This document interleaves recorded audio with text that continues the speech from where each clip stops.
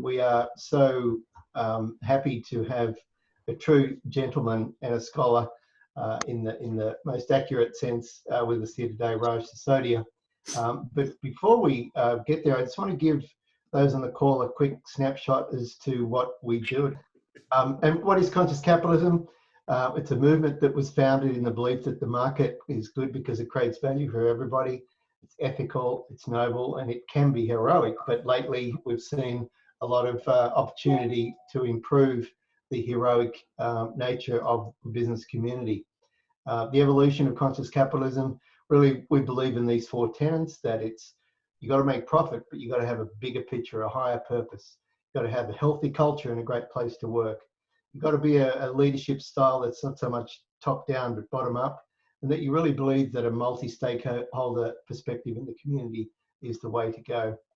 Of course, this is big ideas, but of course they're also good for business. And as our friend Raj Sisodia has written with his co-author John Mackey, that good to great companies not only feel good and are great places to work, but they are profoundly more successful in every financial touch point.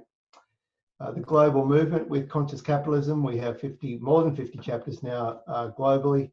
We are representing some of the greatest companies in the world, and drilling down to that in the local chapter here in Connecticut. We were founded in 2016, and we are a community of over 1,600 CEOs and thought leaders, just like you guys that are on the call today. We previously have been running monthly events, and since COVID, we have increased the cadence of our events to be weekly to better serve the community in need and to provide a platform for speakers like today's guest, Raj Sisodia. We are also very active on social.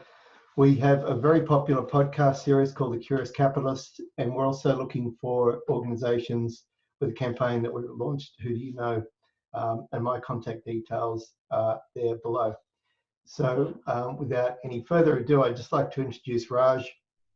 He's a thought leader of the Conscious Capital Movement. Raj Sisodia is the F&W Olin Distinguished Professor of Global Business and Whole Foods Market Research Scholar of Conscious Capitalism at Babson College. He's also co-founder of the co-chairman of the Conscious Capitalism, Inc. He was previously the Professor of Marketing and founding director of the Center of Marketing Technology at Bentley University. He has a PhD in business from Columbia University, and Raj has written 10 books. And we are here today to discuss his latest work called The Healing Organization. So we welcome you here today, Raj, and appreciate your time. I will pass it over to you. Okay, great. So again, happy to be with you and share some thoughts about where we are in the world right now and how this idea of healing seems more urgent and pertinent than ever, given what's going on in the world. So what is the role of business in healing our world, not only in the short term, as in recovering from what we're going through right now, but in the longer term in dealing with some of the larger challenges that are likely to face us coming down. So as Glenn mentioned, a lot of my talk is going to be based on the new book that came out in September. And I think many of you may have heard Micheal, my co-author, recently in this forum as well, talking about some of these things. So the Healing Organization, Awakening the Conscience of Business to Help Save the World. As I said, that was well before this particular crisis. But just a few thoughts on the COVID crisis that we're going through right now. I think it does show us that there are many assumptions that we had and beliefs about life and about business and about how quickly we can act. I think it's showing us that many of those things are not necessarily true. It's showing us that we can cooperate at a much greater level than we realized before, that we can spring into action very quickly and mobilize to do things.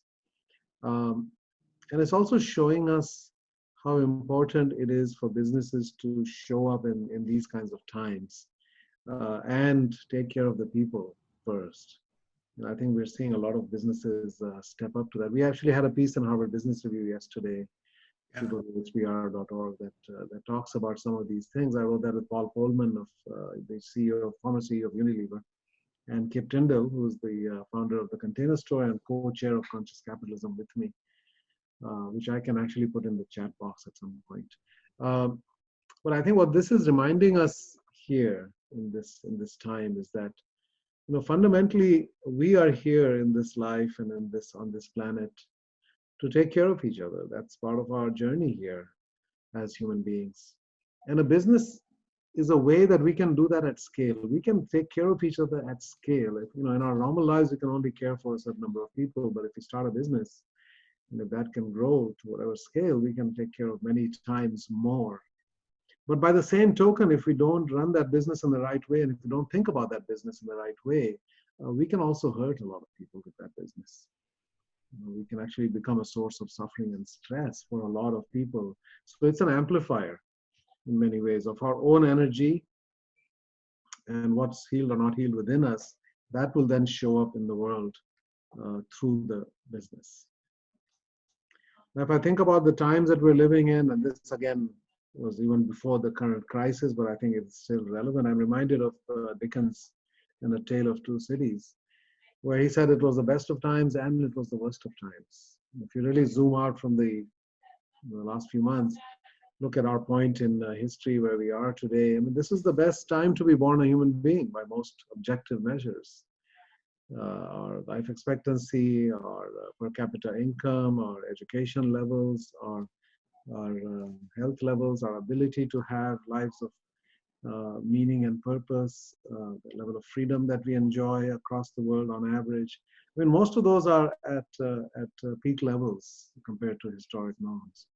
And yet it's also the worst of times in many ways. It's a time of existential threats, which we faced even before this crisis. We faced the prospect of climate change, and we faced many other environmental sort of disasters as well. And I'll talk about some of the other challenges as we go along. So it's the age of wisdom and the age of foolishness, season of light and darkness, hope and despair, etc. And I think which road we take depends a great deal on how we think about business and how we actually operate in the sphere of business, because this is in many ways the dominant institution in society, one with the biggest impact on our lives. And depending on how we operate there, with what mindset and what objectives, we can actually continue down that dark path, or we can actually rise to new heights. And I'm hopeful that we will choose that right course. Now, if you think about life, of course, life is beautiful and filled with incredible, joyous moments. But at the same time, we also recognize that life is tragic and filled with tremendous suffering. I mean, just think about all the suffering that goes on every day on this planet. I think an estimated 17,000 children die of preventable causes every day, right? I mean, there's just extraordinary suffering all the time. And the fact is that physical violence is down.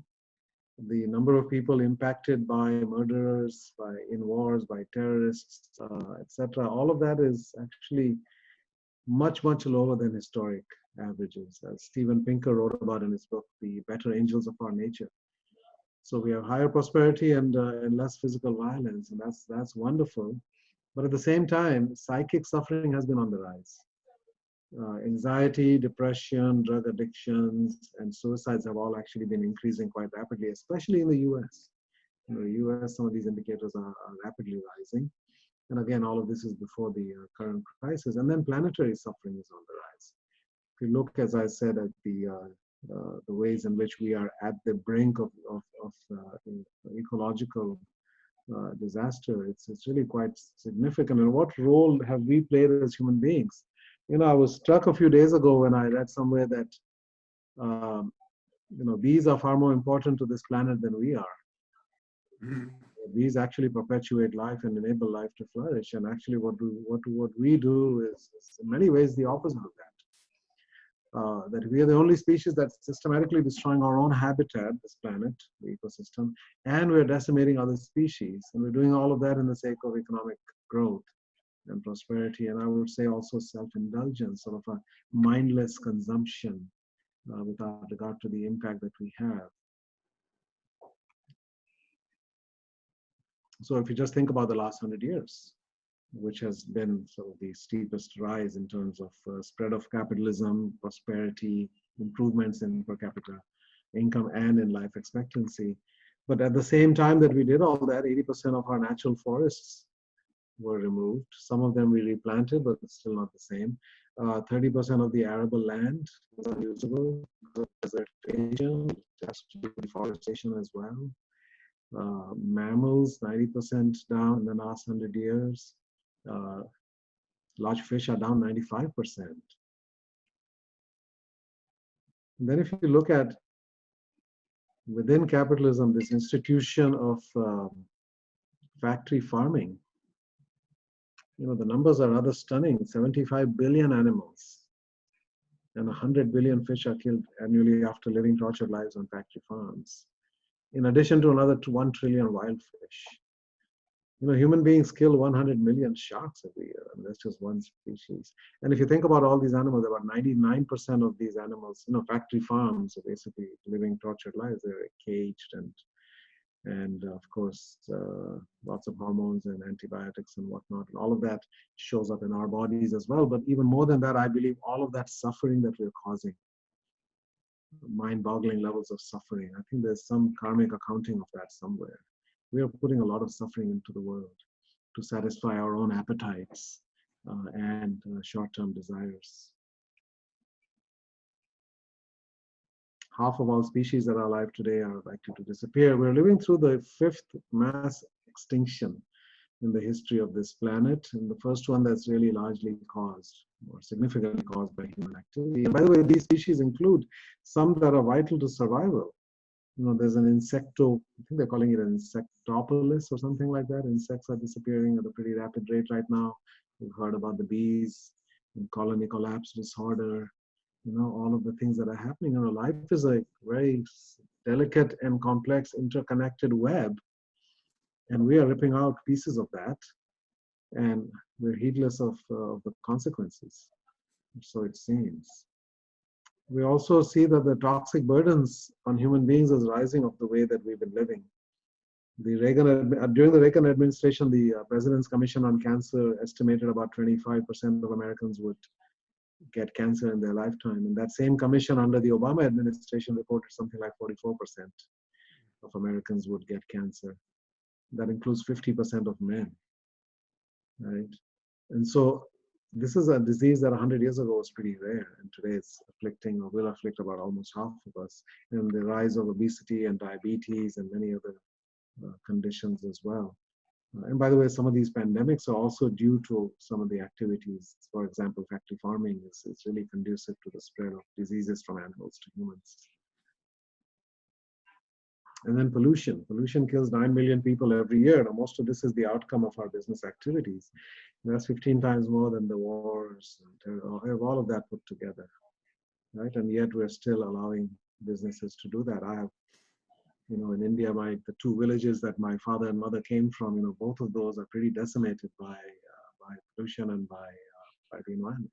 Birds are gone, the bees are gone, the earthworms are gone, the butterflies. It's all chemical fertilizers and factories and so forth. So it's a pretty dramatic impact. So with all of that suffering, and I'll talk about the human suffering more, but with so much suffering in the world, healing, I believe, has to be the great purpose of our times. That each of us really needs to play our role. Why? Because we need healing at every level. We need to heal ourselves. Most of us have significant trauma from our childhood or other parts of our lives. And we don't heal that, we're going to end up hurting other people because of that. Hurt people, hurt other people, or we are victims of victims. So unless we heal ourselves, especially if we're leaders, we're going to inflict suffering on others. We need to heal our families and our communities. We need to heal our companies, of course, and our countries. The United States is more divided than it's been in a very long time, perhaps ever, but that's also true of many other countries around the world right now. There's tremendous division within countries, and there's a division between democracy and capitalism as well, it feels like. So we need to heal that divide. I certainly need to heal our planet and its ability to sustain life, right, which is being challenged significantly. And of course, we need to heal the past, the present, and the future.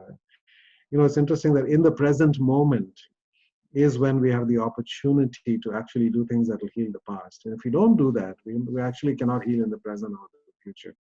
So South Africa gave us a good example of that with the Truth and Reconciliation Commission after the end of apartheid, where if they didn't have that, they would have had, who knows, decades, if not more, of revenge-fueled violence. And in many ways in the US, we haven't done that, whether it was slavery or the native population, etc. We have not healed our past, which is why it continues to haunt us and persists into the present and the future. So we all, in a way, need to be healers now. It doesn't matter what our job is, what our work is, what kind of business we're engaged in. We are at some level, all of us, engaged or need to be engaged in healing. Because the Dalai Lama said our prime purpose in this life is to help others. And if we can't help them, at least don't hurt them. And unfortunately, we are actually hurting each other a great deal, especially in business. We're hurting each other at scale through the way in which we lead, manage, and organize. And unless we consciously choose to be part of the healing, we are probably part of the hurting. You know, most leaders, or very few leaders, get up thinking that you know, they're going to cause some suffering today. You know, they don't obviously think of it. Nobody does it deliberately. Very few do. But the fact is, if you don't consciously choose to be part of the healing, you will be part of the hurting, because there's all kinds of things going on which we are not seeing. You know, as the expression goes, you will see it when you believe it. And as James Baldwin said, not everything that is faced can be changed, but nothing can be changed until it is faced. We have to face up to the reality that, in fact, the way we work, lead, manage, organize is causing an extraordinary amount of suffering for people. Some indicators of that: there are two studies that show that heart attacks are about 20% higher on Mondays, one from the UK and one in the US. Our work is literally killing us.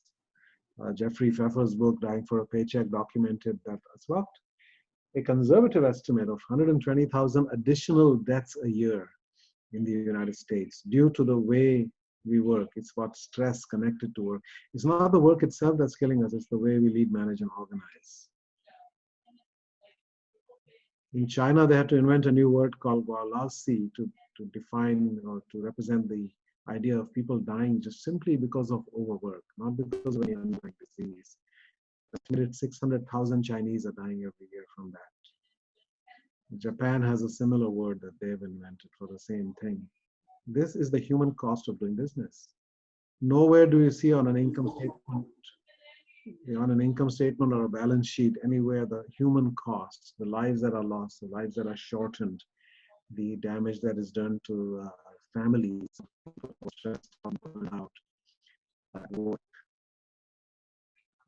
The sad tragic irony is that even healing professions have been made a place of suffering by the way organizations. Doctors, nurses, veterinarians have higher rates of dependence, drug addiction, depression, and suicide than the average population. So even noble healing professions, people are also, you know, and you think that they'll be actually this tremendous suffering. Nobody cares about doctors and how they're doing. So the way we work is working. And that includes, by the way, financial stress. I talk about some of these other things. But you may have seen the statistic, less than $400 in the bank. $80,000, they wouldn't be able to come up with it within 30 days. So the level of financial distress, about 65% of people living paycheck to paycheck. One financial disaster away from ruin, whether it's the car down, you know, somebody. Okay, so again, done right, you know, business actually can be the opposite of all of that. We don't have to kill people to make money. Done right, business can actually alleviate suffering and elevate joy.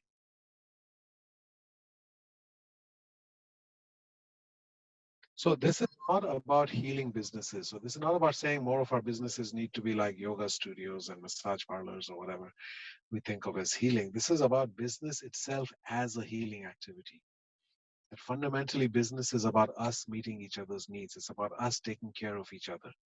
And if we do that with the right energy and the right intention, we think of business as a way to express ourselves and to serve other people, then it'll be a healing activity. But if we think of business as a way to serve ourselves by using other people, then that becomes a place of suffering, almost inevitably. So done right, business can be a place of healing for those who work there. We can leave at the end of each day physically, mentally, emotionally, spiritually, and socially in a better place than when we came in. It can be a source of healing for those we serve, for our customers, our communities, and it can be a force for healing in society. We can show in a business how we come together with shared purpose and shared values to accomplish extraordinary things, despite our political and ethnic and religious or whatever surface level differences that we might have. Businesses can model that, and great businesses do all the time.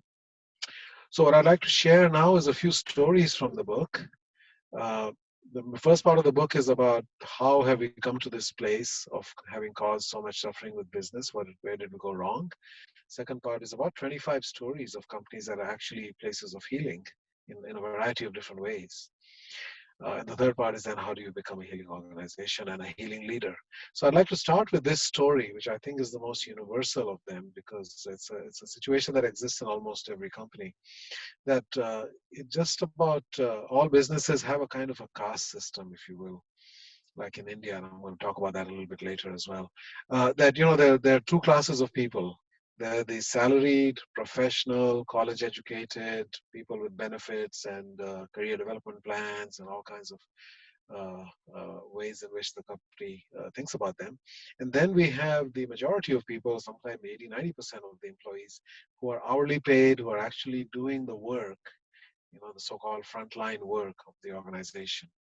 And life for them is very, very different, not just financially, but also in terms of how they experience their work days. So this is a story from a company called Apple Tree Answers, which is a call center company. It's, I believe, the second largest. And it was created as a roll-up of a number of smaller call center companies. And John Ratliff, the CEO, as he started to manage this larger organization and started to look at some of the numbers around that, he saw that the overall engagement levels and turnover levels were mediocre at best. But then when he started to break it down with those two categories, right, the salaried, professional, college educated, etc., versus the hourly people who are answering the phones, he found that there was a stark difference. That engagement was pretty high in the 60s, maybe for the college, for the professional side of the business, and turnover was in the teens, so it was decent. But on the hourly side, he found that engagement was in the teens, and turnover was about 118%. That the average person was leaving after about 10 months. I said, wow, that doesn't seem right. I mean, I need to do something about that urgently. And as he was going to an industry conference, hoping to learn how to address that challenge, and he mentioned to one of the other people that I'm struggling with this. And the guy said, well, what's your, he said 118%. He said, oh my God, the industry average is 158%. So we need to learn from you. And John said, oh, that's just not right. I'm not going to settle for that. So he started to ask people, what can we do? What makes your work so difficult? Why do people leave? What can we do to improve it? And started with things as simple as the chairs are really uncomfortable and we have backaches all the time because of that. So of course they changed the chairs, and then they started a practice of asking people every day, please tell us one way in which we can improve your work day, your life. And they also soon discovered that it was more than that. It was also just the struggles of living and the financial side. So we use a story to illustrate that. That imagine that the CFO of the company is driving to work in her Mercedes and hits this pothole, and her tire blows out and the rim gets damaged. And she pulls over and calls AAA, and they come and tow away the car. And then she gets a ride to the office, and she arrives maybe an hour late. And everybody is very solicitous of her and say, oh my God, are you okay? Can I get you some coffee? That must have been so scary to have your tire blow out like that. And later that afternoon, the car is delivered, it's washed and cleaned and repaired. And insurance took care of most of the cost, and plus she could easily afford it. So this was a non-event for her. And yet people were caring towards her. And I said, imagine one of our hourly people is driving that same road. And her $800 17-year-old Toyota Tercel also gets damaged. The tire blows out, the rim gets damaged. She does not have AAA because she can't really afford it. So she has to call around and get a towing company to move the car off the road. And then she has to call some friends to get dropped off at the office because she really can't afford to pay $35 for a taxi or an Uber because she lives really far away. And then she shows up at work about 3 hours late, and she's told the supervisor is waiting to see you, and he's really mad. And she goes in and he reprimands her and says, "This is a black mark against your record, and two more of these, and you're going to be fired." And then he tells her, "Please now go answer the phones and be nice to our customers." Now her world is falling apart. She's got $160 in the bank. She has no idea how much this is going to cost. She doesn't know how she's going to get to work tomorrow, how she's going to take her kids to school tomorrow. And nobody cares. She gets kicked as she's down. And he said, "I know that a lot of my people are in that situation. I want to do something to help them. We need to do something to help them." So they started a program. I think they called it Dream On. It basically is it's a website and said, please, if you have any potholes in life, something significant that you need help with, that you're dealing with, please let us know and we'd like to help. And then they sat back and waited, and nothing happened for 10 days. Nobody replied. They said, "No, we know that there are people suffering. Why aren't people sending in?" So I said, people are stoic and people are heroic. They carry around burdens that we can't even imagine. If you could see a thought bubble over everybody's head, you know what they're struggling with. My child is on opioids, addiction to, my mother just got diagnosed with Alzheimer's, whatever it might be. There's so many things in life. People show up, they're professional, and they do their jobs. But finally, after 10 days, they heard from one of the employees, and she's the mother of two who worked full time there. And she started her thing that she wrote by saying, "I am so sorry, but I need help. 2 weeks ago, my ex-husband stopped paying alimony, and I got evicted a week ago, and I've been now living in my car with the two kids. And I'm so sorry, I just can't do this to them anymore. I need help." And the CEO, John Ratcliffe, saw this, and he said, "The only thing I felt was a deep sense of shame as he read this." He said, "What kind of a leader am I? What kind of company am I running? A mother who works here full time is homeless, and she can't even tell us for 10 days. How is this okay?" And of course, they got her into a hotel the same night, and then they helped her get into an apartment. I helped her with the first month and last month and all those hurdles that are very hard for many people to overcome. And they said to her, "You don't have to tell anybody this. We can keep this confidential if you would rather do that." And she said, "No, nobody has ever done anything this nice for me in my life. I'm going to tell everybody I know." And of course, the word got out. And before you know it, the floodgates opened, and so many other people were suffering. A number of other people were homeless as well.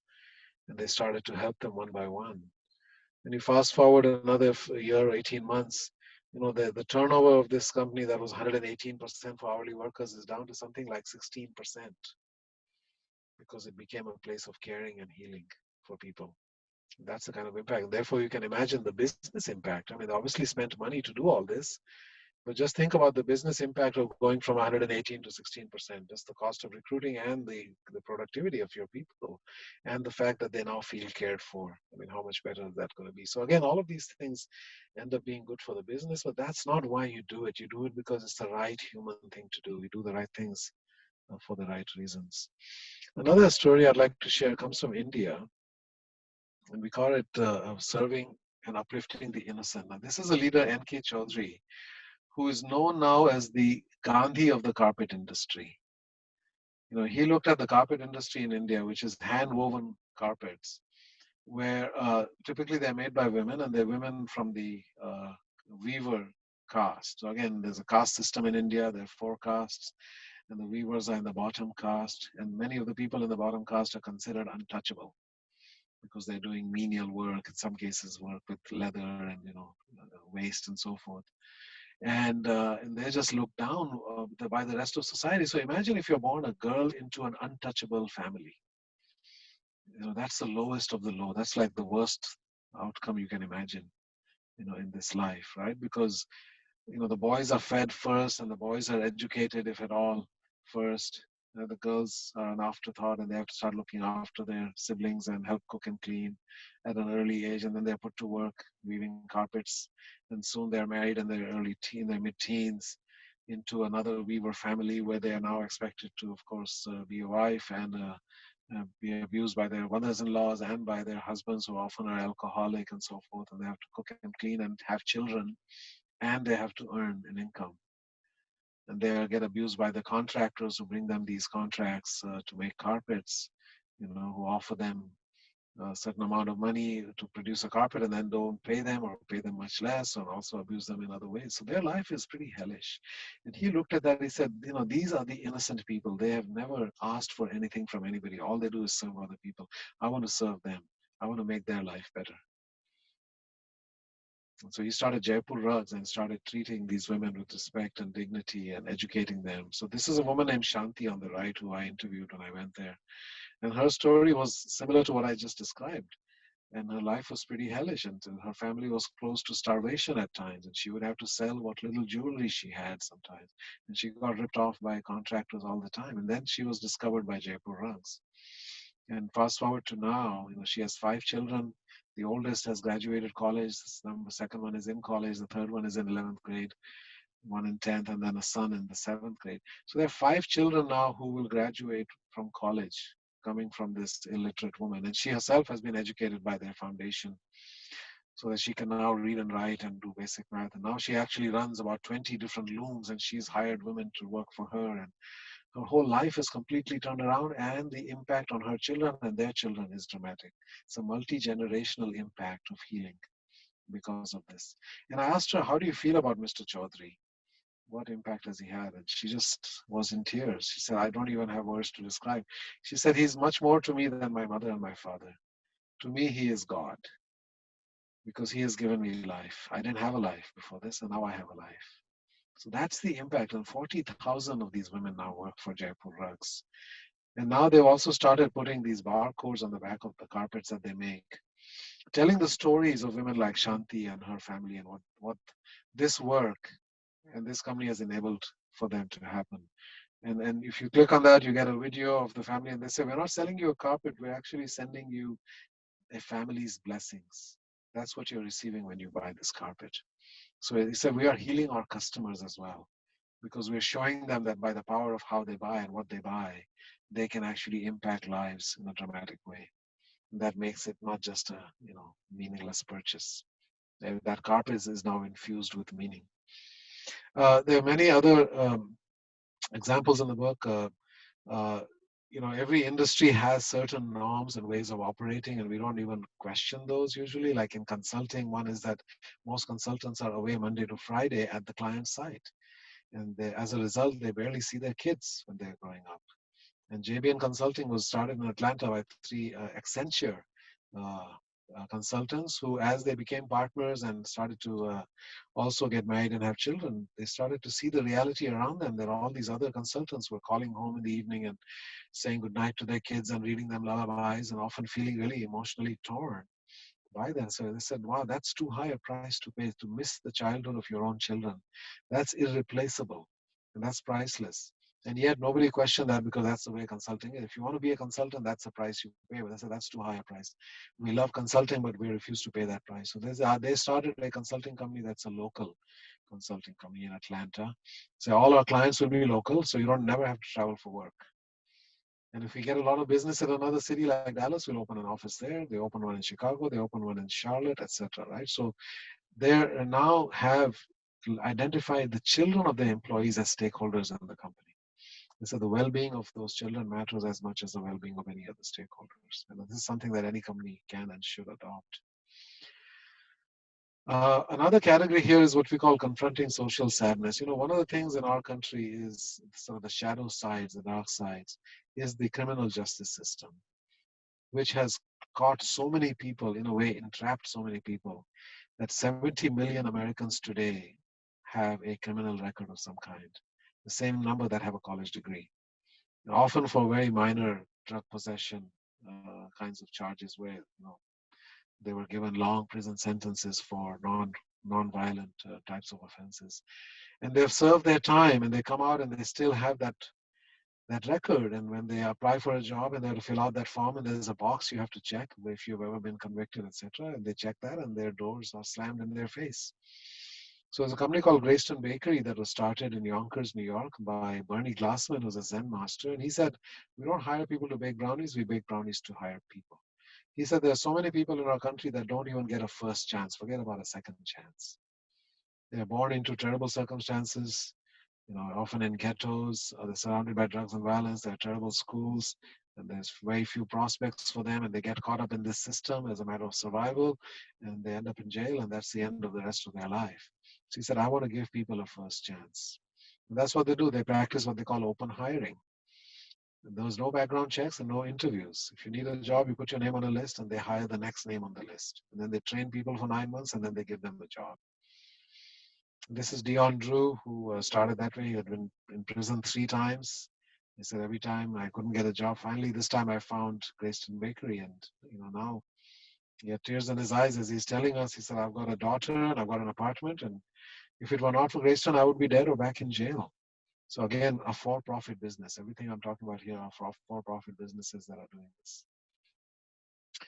Businesses can heal communities. There's a wonderful grocery retailer in Texas, the most beloved company in Texas, the largest donor to the state of Texas, which is an extraordinary place to work, pays the employees very well, has prices that are lower than Walmart's, has product quality that is high and a great assortment, etc. Just a wonderful business, and they are especially powerful when it comes to natural disasters. When something bad happens, they show up before FEMA and before Red Cross. So this was a tweet from one of their fans, their customers, during Hurricane Harvey. So I'll see your FEMA and Red Cross and raise you my Texas grocery chain. They literally have a 24/7, 365 days a year disaster recovery operation. And they've got helicopters and sophisticated technology, and they'll get people in the right places, and they reopen their stores literally within days, way before any other retailer. They're just there for the community. And it was founded by the grandmother of the current chairman, Charles Butt. Florence Butt started this. And I think there's something about that mother energy that exists in many of these healing organizations. And so one of the things he said to his leaders, for example, is let's pay our people as much as possible, not as little as possible. Let's design a business model around that idea so that people can take care of their families. And recently they shared multiple $1 billion worth of stock with all of their employees as a private company.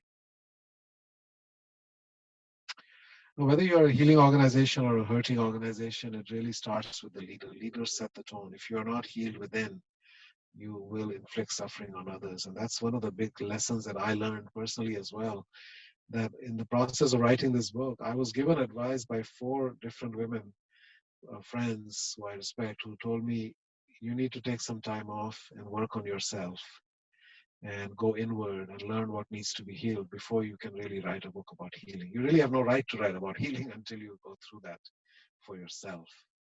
And I said, I have a book deadline. I don't have time for all that. They said, no, book deadlines are flexible. You need to do this. And I did. And I took time off to go on a Himalayan retreat with a group from our Shakti leadership world. That was a very sort of spiritual Buddhist type experience. I did a trip in the rainforest, Pachamama, with the Pachamama Alliance and Lynn Twist, getting connected to nature, spending 10 days with 2 different indigenous peoples, learning about that ancient wisdom and connecting with spirit to all life and all being. I also went on a silent retreat with Peter Senge and others in upstate New York, and I hired a coach for the first time. And all of that really got me to understand a lot more and come from a different place. So just to conclude, I believe that there are 2 things that are hidden inside the corporate closet. There is unexpressed love. Human beings have a need to care that is even more powerful than our drive for self-interest. But we don't have really a way to express that fully in most workplaces. We're expected to put on our mask and armor and go to battle and, defeat our competitors and capture some market share and, do all those things, right? Business is sort of very militaristic in its language, in the way we think about it. A lot of hyper-masculine energy, but where is that love and care? We don't have, but we have the need to express that as human beings, right? So there's all this, I would say this is the most abundant, underutilized resource on the planet is unexpressed human caring and love. And at the same time, we have all this silent suffering. We have all these people who are carrying around these burdens, but you don't feel free to express that because vulnerability is seen as a liability. It's actually an ability. It's right in the word. It's vulnerability. That makes us strong, and that's how we truly connect with each other. And if we can let these 2 things out of the corporate closet, then we can really begin healing. let people express their suffering and be authentic, and let other people then show up as healers. And we do that for each other, right? We all have things that we can heal and help heal in each other. And I think that's what we can create the conditions at work. And that'll then ripple out into the world, because you can't give what you don't have. And once you heal inside the organization, then you can become a force for healing in the world as well. So I hope you were able to hear that reasonably well. There are many comments. I hope they're not all about the audio issues. I guess not. It was okay. Yeah, I didn't look at these. No, the headset seemed to do the trick. Okay, good to know. The first question, thank you so much, and thanks for leaving some time for people's thoughts to build on that. Is Tom is interested in hearing your thoughts on how this pandemic may perhaps be showing many people the fragility of our humanity and beginning to shift the perspective of many folks who might have been blind or focused on other things beforehand. Yeah, no, I agree entirely that is some of the how the virus can be a medicine for us if we allow it to. As they say, every crisis is also an opportunity, and I think this is showing us that we are all vulnerable, right? This is affecting everybody. Everybody is potentially, vulnerable to this, and we are so close to financial ruin, and we have to step up and be there for each other in these times of need. And I think the good news is, and I just posted that article that we published on HBR yesterday that has examples of companies doing that. Many companies have stepped up, even companies that we would not have in the past said these are highly conscious companies, right? But something has been awakened. Hearts have been opened, compassion has been awakened in people, and we have stepped up to do what we can. Right? Of course, there's a limit to how much we can do, and that's why the government has had to step in and will need to step in. But the only way we get through this is all together, and then learn from it. And I said, this is spring training for future larger challenges to come. They could be much more virulent and powerful pandemics in the future, as well as, of course, climate change, which is the biggest challenge that we face, which is not as short-term urgent, but certainly is an immediate problem that we face. So I think we're building some muscle memory here. We're creating some modes of cooperation. We're learning how to get into action rapidly and pivot, as we say, pivot to a new way of being so rapidly. I mean, I was talking to Verizon. They said, we had a 5-year plan for working at home and getting more people. And so we did that. And now also hearing from somebody who works at Zillow, and she said we did some surveys and found people are feeling more connected to each other, and they're feeling managers or supervisors or bosses to how we're operating right now. So there's something to that. There's a silver lining that we can take from it and learn from it. If we learn from it, then however painful this is, there will be some redeeming value that comes out of it. Thank you. That relates to an earlier question that came in about how you've used your higher power or higher purpose to navigate through this crisis, and perhaps that's something that we can all reflect on. Shell has the great example of helping people write resumes, since having a good resume is such a key that can help people no matter where they decide to go next. Yeah, that's a wonderful thought. I mean, I think a lot of people are just asking that question, how can I serve? Right? How do I mean, we human beings, we want to be of use, right? I mean, that's the greatest source of satisfaction. And even though the money has dried up for most of us in terms of what we normally do out there, but still we have what we know, and we can serve in that way. So everybody is seeking that, and that's a great thing. I think some of those things will persist into the future. We're not looking to return to the old normal. We're looking to create a new normal. That's far, far better than what we had before.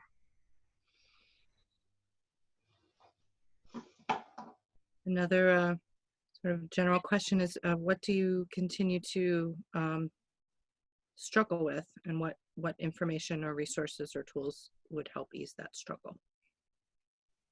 What do I continue to struggle with?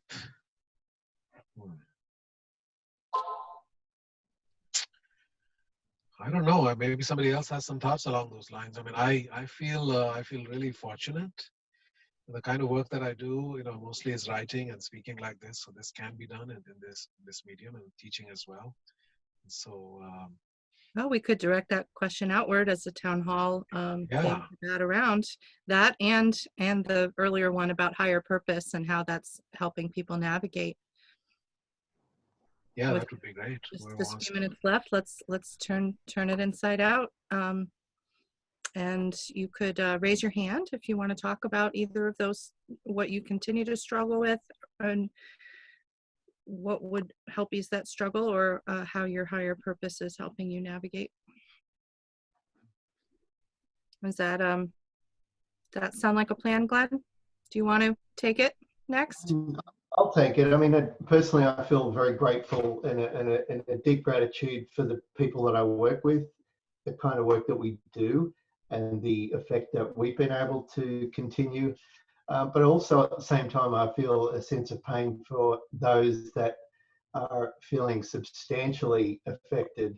Back to your example of Grace and how they've got an open hiring policy, and how the hope is that those and they're usually of minority groups that are really feeling the pain. So that's kind of where I'm leaning my sense of how can I help at this point. I'm not sure how to apply it, but that's definitely where it's heading. Well, aren't you doing some collaborative work? I mean, as executive director of this Connecticut chapter, we're joining forces with the New York chapter and the Boston chapter, right? And so maybe just combining forces can help. We just talked this morning about doing some programming around that. So you're right, Eleanor. Thanks for the reminder that it's a work in progress. So, but I'd love to hear from anyone else what's going on, what challenges they're dealing with, and how they're dealing with it. I'll jump in if I may. So, Desjardins. The challenges is it's no longer easy to answer the question, "How are you doing?" Right? I think I find that challenge just a challenging question. I say, "Well, it's a really great question. Right now, it's good." So I think allowing ourselves the vulnerability, and Raj, when you were saying vulnerability, it's like how amazing, it is masterful to take a step back and say, I need to do some healing before writing this book. How often do we see leaders or writers actually writing and speaking to speak, to write, to hear themselves, but to hear it from someone like you, Raj, and saying, time out, I need healing, and to be that vulnerable. So I think right now it's an opportunity to get in touch with our vulnerability. It's not always comfortable for me as well. It's not always comfortable saying, you know what, I'm struggling. I know things should be okay. I'm eating, I'm sleeping, I'm walking on two legs compared to the rest of the world. But suffering is very personal and it's collective. So allowing yourself the space to say, you know what, maybe not today's a difficult day, or I'm struggling today, and being okay with it. And then realizing, for those of you, for my empaths in the world is shifting. The world is suffering. So, really identifying, is that my feeling or is it the collective? Or then saying, I don't know, and it being okay. Together, we're stronger than any one of us individually. And this is what community is all about. So for me, it's just kind of getting in touch with that vulnerability stage, and I'm continuously learning on that. And what I found is I have the opportunity. I'm the vice chair at Conscious Capitalism Connecticut chapter. I'm the chief development officer at Conscious Capital Wealth Management. We had the great honor of actually being spotlighted in Raj's recent book. And I have the honor of working with individuals from all spectrums. Some individuals we get on the call that are so petrified, saying, oh my gosh, this is a change, and what does that mean for not only me, but the world and life as I know it, to the other spectrum of saying, this is what we've been waiting for. So somewhere in between that, understanding our own feelings and where we live and how quick it can change is all about being vulnerable. So my journey through this is that increased vulnerability into making sure that my vibration, because it is about healing the connective tissue between consciousness and capital, right?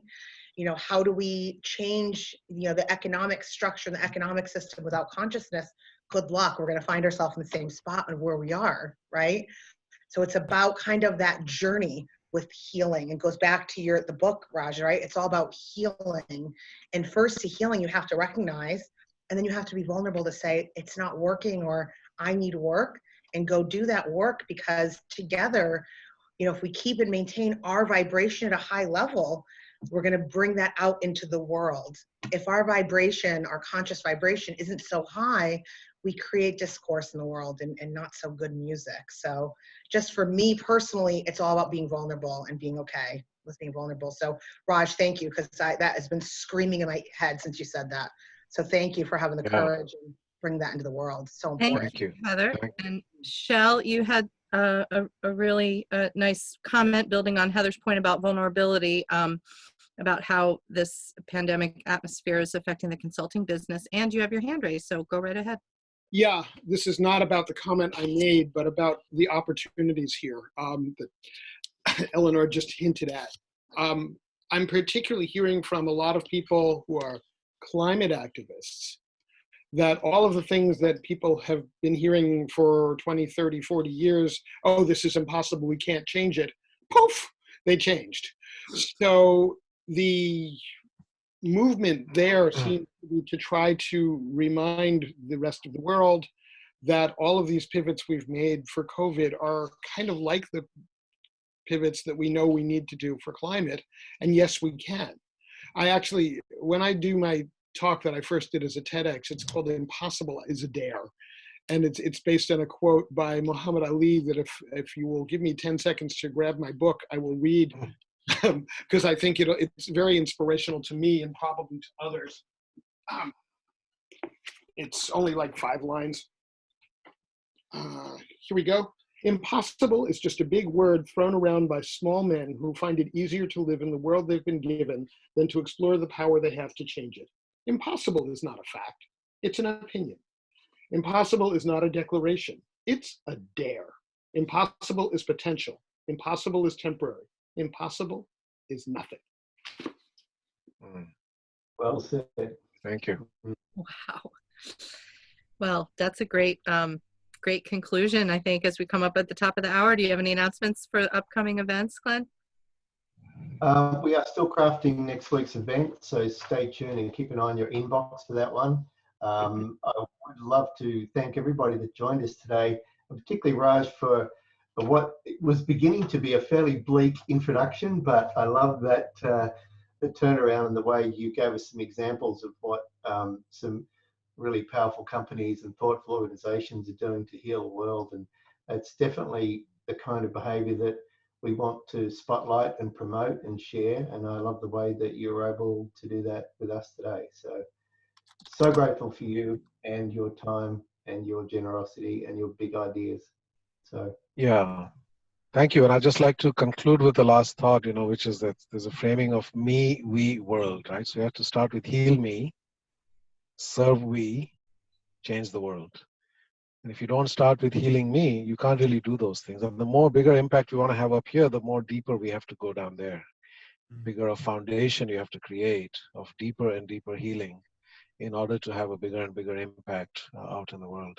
So I think every time we're stuck up here, that means we need to go further down there. Right. So I think that's, to me, that's the journey. It's a lifelong journey now. There's no point at which one is fully healed. There's always work to be done. Thank you all. Thank you for being here. Thank you. And thanks for the work you're doing to spread, to run this chapter. Thank you. Raj, I love you. Thank you so much. Thanks, Heather. Love you. Say hi to Lawrence and all the others. I will. Bye. I will. Thank you. Bye, everyone. Bye. Bye. Thank you. Bye. See you next time.